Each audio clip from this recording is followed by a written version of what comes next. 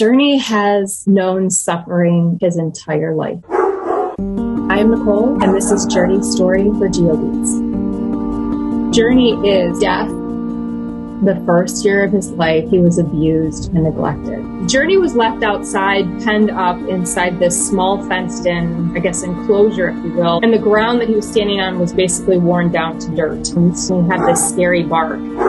We think he lived outside this way for probably about a year. Eventually the neighbors complained and they called him. They said, the meanest dog is penned up in this yard outside. That's when Journey was brought to the local pound. He spent over 500 days at the pound.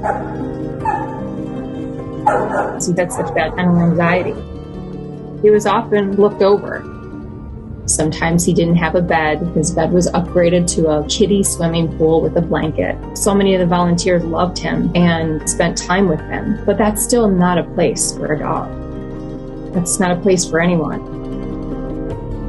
We volunteered at the pound, and we were just determined to find Journey a home and for him not to be euthanized. I said, we need to show him the sunshine. We need to show him the park. We need to help him smile. We decided we'd get him out of the pound, we'd bring him into our life, and we would become his foster family and work aggressively to try and get him adopted.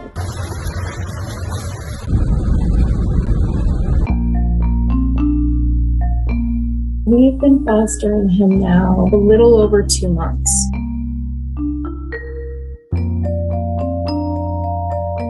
But we have known him in August. It will be almost 2 years.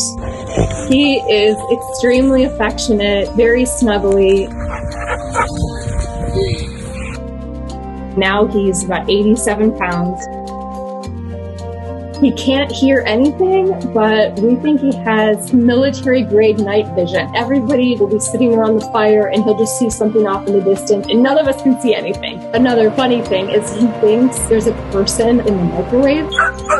So anytime he sees his reflection or he sees our reflection, he starts barking at this new person who suddenly appeared. He loves the blow dryer.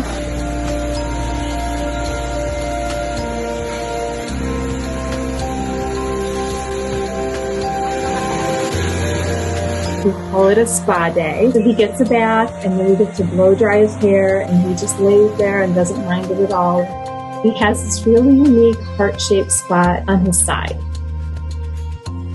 One of the things that we're working on is this socialization. He doesn't know what to expect from people. We're going to be meeting with a trainer to see if we can make this a positive experience for him. At first we didn't know that he was deaf, and then once we confirmed it, we thought maybe it could be his genetic makeup, maybe it was from the abuse or neglect that he suffered, or from having repeat ear infections that were left untreated may have caused him to be deaf. He's learning hand signals. He's learning signals by touch, so he knows how to sit when you touch his hind legs. He knows how to sit with a visual command. He knows stay. He knows come.